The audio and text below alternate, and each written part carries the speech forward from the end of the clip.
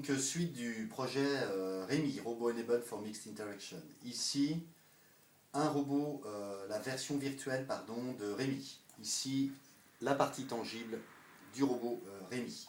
Ici, un petit nuage en fait qui est mon avatar sur la SIM robot.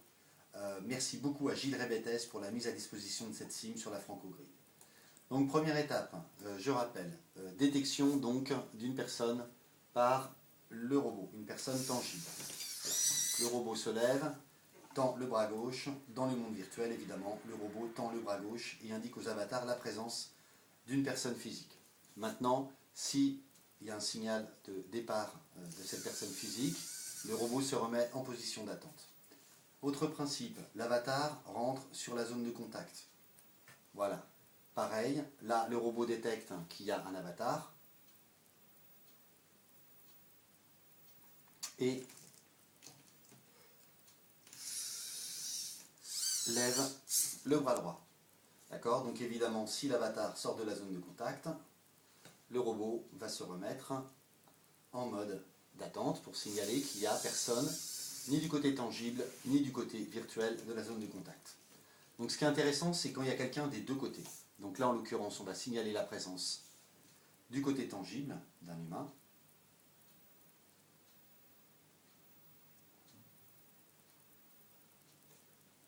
Voilà, donc on va lui signaler qu'il y a quelqu'un. Voilà.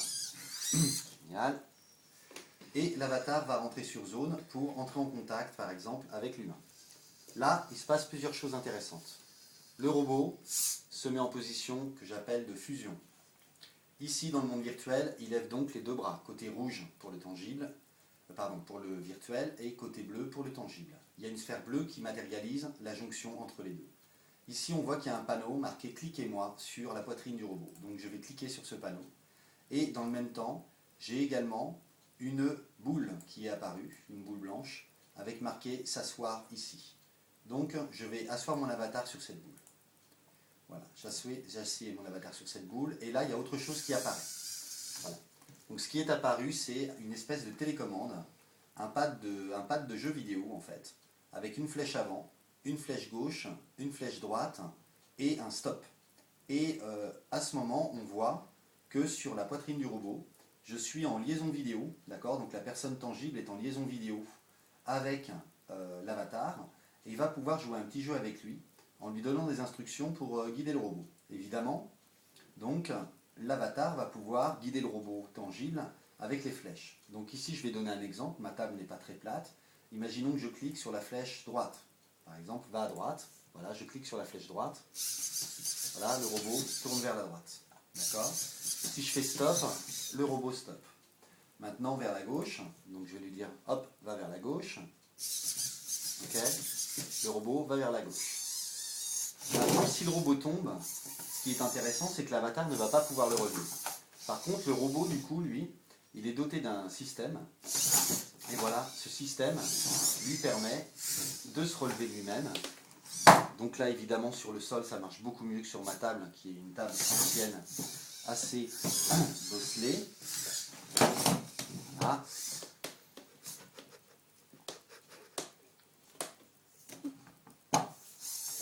Donc il peut se relever sur le dos et sur le ventre, hein, comme vous voyez. Hop. Je connais les deux postures.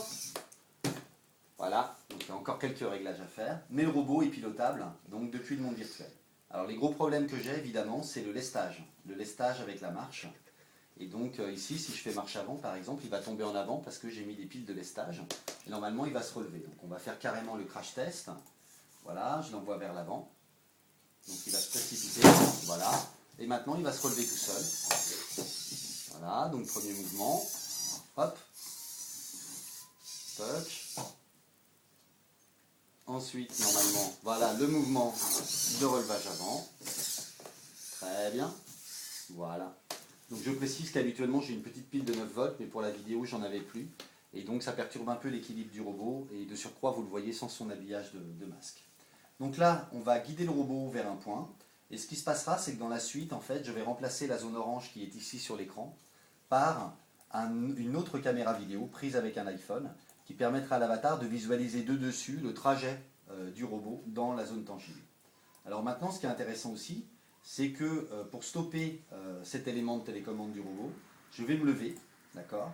Et là on voit que quand je me lève, voilà, le pad de jeu vidéo a disparu, d'accord? La boule sur laquelle j'étais assis a disparu, et l'écran sur la poitrine du robot a disparu. Et donc là j'ai une fin en fait de la passerelle, et le robot revient en mode d'attente automatique, et donc maintenant le robot est prêt en fait à recommencer le scénario de mise en présence. Donc si par exemple je remets mon avatar, voilà, hop, je suis redétecté, voilà, le mode fusion est réactivé, d'accord, et de la même manière, je passe en mode de pilotage du robot et en passerelle vidéo automatiquement, toc, je le fais en accéléré, voilà, le pad de commande, la position d'attente du robot, et maintenant je me relève et je mets fin à la passerelle et à tout le scénario de coprésence pour revenir dans le scénario d'attente. Donc voilà l'avancée actuelle du projet. Donc évidemment, refaire le montage avec une pile de 9 volts, mettre un protège poitrine pour la carte Arduino du robot, l'éponge c'est un effet anti-choc, tester différents masques sur le fronton du robot, et puis surtout trouver un équilibrage qui permette la marche avant en limitant les chutes, puisque le vrai problème c'est qu'il faut que le robot soit chargé à bloc et que son équilibre soit maîtrisé pour que le robot en fait tombe le moins possible quand il se rend d'un point à un autre.